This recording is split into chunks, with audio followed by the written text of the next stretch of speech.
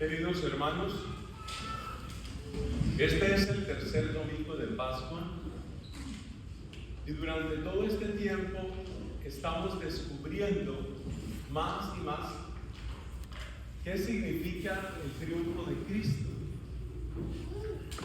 qué hemos ganado, qué ganó Él para nosotros con su muerte, pero sobre todo con su resurrección. Las lecturas de hoy son preciosas para enseñarnos sobre la Pascua del Señor. Vamos a empezar por la segunda lectura, porque nos da la actitud fundamental que debemos tener en la Pascua. Un hombre llamado Juan tuvo una visión, vio millones y millones de ángeles que cantaban con voz potente: digno es el Cordero que fue inmolado de recibir el poder y la riqueza, la sabiduría y la fuerza, el honor, la gloria y la alabanza. Y luego se unen a estos ángeles, criaturas del cielo y de la tierra, en una adoración, en una alabanza cósmica, colosal, inmensa, realmente inmensa, diciendo estas palabras: al que está sentado en el trono y al Cordero, la alabanza, el honor, la gloria y el poder. Digo que estas expresiones nos dan el tono fundamental de la Pascua, porque, mis hermanos, el corazón humano tiene unas llaves que hay que abrir para que fluya la generosidad. Y esas llaves son la admiración, la gratitud y la alegría. En tu corazón y en el mío, todos tenemos esas tres llaves. A veces uno siente mucha admiración, pero las otras dos llaves quedan quietas.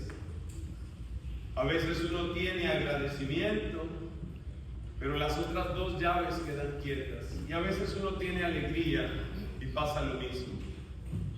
Pero cuando se abren esas tres llaves, cuando algo o alguien te despierta a la vez admiración, agradecimiento y alegría, cuando esas tres llaves se abren, entonces del corazón fluye la generosidad, fluye la confianza, fluye la obediencia. Y esa es la actitud que necesitamos en la Pascua, porque la Pascua es el tiempo para aprender a ser discípulos de Cristo con todas sus consecuencias. Así que atención a las tres llaves, las repito: la admiración, el agradecimiento y la alegría. Y cuando nosotros vemos a Cristo como Él vivió, como Él murió y como Él se manifiesta resucitado, encontramos en nuestro corazón que se van despertando esos tres afectos: admiración, agradecimiento y alegría. Admiración que se vuelve alabanza, agradecimiento que se vuelve confianza y alegría que se vuelve fuerza, entusiasmo. Eso necesitamos para ser cristianos. Necesitamos esa fuerza interior, necesitamos esa confianza bien dentro del alma, necesitamos ese amor que uno tiene cuando realmente tiene admiración por alguien. Esa es la actitud fundamental de la Pascua, y eso es lo que nos enseña este capítulo 5 del Apocalipsis. La primera lectura, ahora nos devolvemos a la primera lectura, que es del capítulo 5 de los Hechos de los Apóstoles. Y ahí vamos a ver qué sucede Cuando una persona tiene estas tres llaves abiertas y fluyen la generosidad, la confianza, la fuerza, el entusiasmo. Es lo que encontramos en los apóstoles. A los apóstoles los amenazaron las autoridades de aquel tiempo. Para aquellas autoridades judías, la resurrección era un lenguaje muy peligroso. Porque una persona que cree en la resurrección, una persona que fluye en la generosidad, en el entusiasmo, en el gozo, es una persona que lo va a arriesgar todo, que lo va a entregar todo, que no se va a medir. Porque el problema que tenemos en nuestra vida humana y cristiana es que nos medimos mucho. Nos basta con ser buenos y no buscamos ser santos. Muchos de nosotros tenemos miedo de ser héroes de Cristo. Hoy nos reúne la providencia en esta iglesia, que es la iglesia de los mártires. Y muchos de nosotros admiramos a los mártires, pero sentimos pánico que nos toque sufrir por Jesús. Ese sufrimiento da miedo, y ese miedo solo se puede vencer si están abiertas las fuentes de la generosidad. Y ya sabes que se abre con esas tres llaves que hemos dicho: admiración, agradecimiento y alegría. Pues esas llaves estaban abiertas y esa fuerza la tenían los apóstoles. ¿Qué era lo que temían aquellas autoridades judías? Lo que ellos temían precisamente era que la gente se llenara de fuerza y de entusiasmo y produjeran una revuelta y llegaran los romanos y acabaran con todo. Ese era el miedo que ellos tenían. Y por eso ellos ni creían en la resurrección, ni querían que nadie predicara de la resurrección. Ellos se creían los dueños de Jerusalén. Ellos creían que eran los dueños de la religión. Y por consiguiente, querían impedir que se predicara, concretamente que se predicara la resurrección. Por eso trataron de amedrentar, por eso azotaron, por eso encarcelaron, por eso persiguieron a los apóstoles. Y ahí es donde encontramos la escena que hemos escuchado en la primera lectura de hoy. Les hemos prohibido enseñar el nombre de ese Jesús. Ellos hablan con una autoridad que en realidad es autoritarismo. Hablan con presunción, con arrogancia y haciendo un despliegue de poder. Pero tú crees que estas palabras tuvieron poder para frenar a los apóstoles. No los frenaron, porque ellos tenían esa generosidad, tenían esa fuerza. Como ustedes se dan cuenta, todo depende de que uno sienta una admiración fantástica por Cristo y que uno esté supremamente agradecido con Cristo y que uno se sienta feliz de ser de Cristo.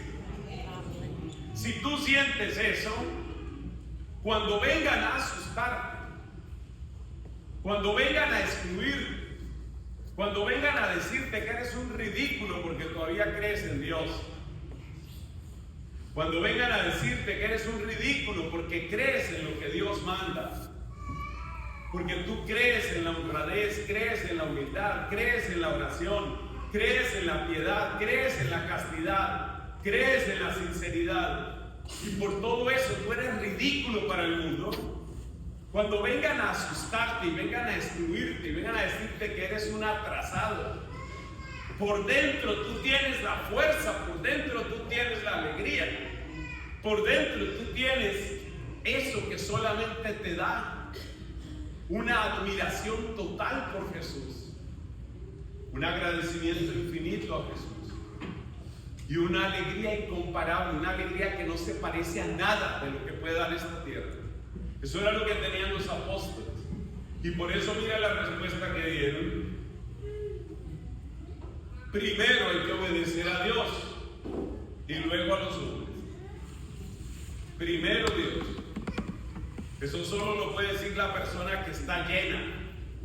Está llena de lo que ya hemos repetido. Está llena de ese gozo, está llena de ese amor, está llena de esa convicción. Y no pensemos, mis hermanos, que podemos reemplazar esa fuerza que viene del Espíritu Santo. No pensemos que la podemos reemplazar por estrategias puramente humanas. El Evangelio de hoy nos muestra la diferencia entre la iniciativa puramente humana y la fuerza que viene de Dios. Estaban reunidos algunos discípulos del Señor. Pedro les dijo: voy a pescar. Ellos le dijeron: vamos contigo. Salieron, se embarcaron, fueron a pescar y no agarraron nada. ¿Qué pasó ahí? Pues estas cosas pueden suceder en la pesca, pero claramente Dios quería dar una enseñanza sobre los límites de la iniciativa puramente humana. ¿Qué tenía Pedro? Analicemos eso. Pedro tenía una cosa que se llama experticia. Experticia es la combinación de conocimiento y experiencia. Y Pedro tenía experticia. Él había sido pescador toda su vida. Conocía muy bien el arte de la pesca, conocía muy bien el lugar. Primera característica de una iniciativa que promete ser exitosa: tenía experticia. Segundo, Pedro también tenía la oportunidad. La mejor hora para pescar, yo no soy experto en eso, pero lo aprendemos de la Biblia. Mejor hora para pescar, la noche. Los lugares donde hay que pescar los conoce Pedro. O sea que tenía la experticia y tenía la oportunidad. Pero además de eso, tenía las ganas, tenía la iniciativa. Porque dice resueltamente: voy a pescar. Como quien dice, solo o con otros voy a pescar. Iniciativa. Y tenía, además de eso, tenía equipo. Porque finalmente no fue solo, sino que fue con los demás. Atención a esas 4 palabras, que son las 4 palabras que caracterizan una iniciativa prometedora. ¿Qué tenía Pedro? Pedro tenía iniciativa, Pedro tenía experticia, Pedro tenía la oportunidad y Pedro tenía el equipo. Yo sé que varios de ustedes son gente que ha hecho emprendimientos, iniciativas económicas en este país. Y yo estoy seguro que ustedes ubican esas 4 palabras como las 4 palabras prometedoras. Si usted va a abrir un negocio, si usted va a empezar un servicio, usted necesita estas 4 palabras. Tiene que tener iniciativa, experticia, oportunidad y equipo. Eso es lo que usted necesita. Y eso era lo que tenía Pedro. Pero resulta que todo eso que tenía Pedro era solamente humano. Y para las cosas humanas basta eso. Repito las 4 palabras porque se aprende también de administración de empresas en la iglesia. Iniciativa, experticia, oportunidad y equipo. Reúne esas 4 cosas y un trabajo humano tiene buenas probabilidades de éxito. Pero resulta que trabajar para el Señor no es solamente una iniciativa humana o una experticia humana o lo demás. Para trabajar para el Señor hace falta una quinta palabra. Y esa quinta palabra es la que aparece en este evangelio. Esa quinta palabra es la obediencia. Obediencia a la voz de Jesús. Desde la orilla, Jesús les pregunta a ellos: ¿han pescado algo?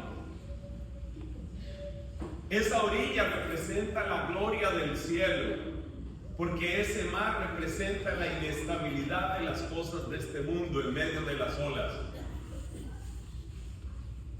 De tal manera que desde la gloria del cielo, desde la firmeza y eternidad de la gloria, Cristo le pregunta a los discípulos y nos pregunta a nosotros: ¿has pescado algo? ¿Cómo se traduce esa pregunta con nuestras necesidades? Esa pregunta se traduce de la siguiente manera: ¿qué estás logrando con lo que estás haciendo? Probablemente tienes las 4 características que dijimos: iniciativa, experticia, oportunidad y equipo. Pero ¿qué estás logrando? ¿Cómo estás tú por dentro? Anoche me encontré con un video que me impactó mucho.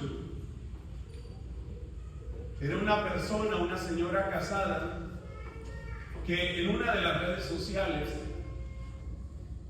hacía como una especie de reflexión en voz alta. Ustedes saben que hoy hay gente que está utilizando las redes sociales prácticamente para confesarse en público y para decir: me está pasando esto.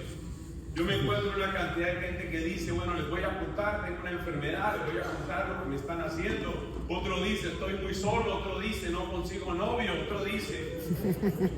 Cada persona va contando su historia. Hoy la gente tiene una necesidad de hablar, aunque sea con un celular.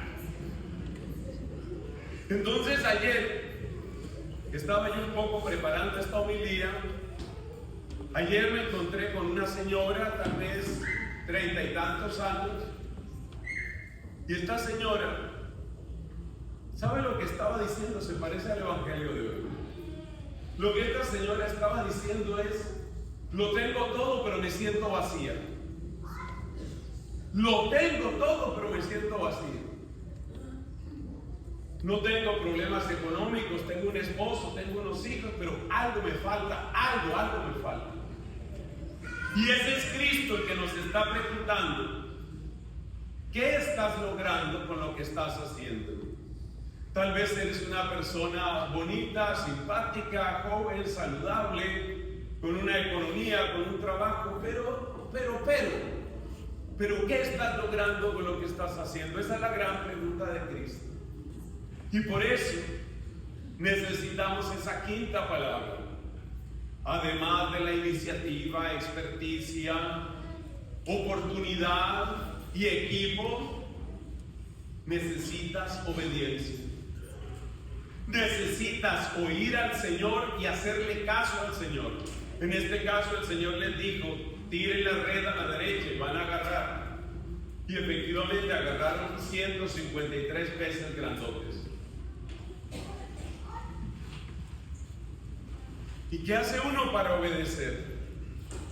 Para obedecer se necesitan las 3 palabras con las que empecé la homilía. Se necesita que tú estés lleno, que estés llena de admiración por Cristo, que te guste la manera de ser de Cristo, la manera de hablar de Cristo, la manera de sanar Cristo, la manera de vivir Cristo, la manera de morir Cristo. Que tú tengas admiración y tú puedas decir: es lo máximo, es mi héroe, es mi referencia, es mi modelo. Cuando yo veo todos estos jóvenes que están aquí, toda esta juventud que está aquí, más la juventud que está allá, yo siempre pienso en mis jóvenes. Yo digo: necesitamos que toda esta juventud que está aquí, también los que no estamos ya jóvenes, nos llenemos de esa admiración, agradecimiento, alegría.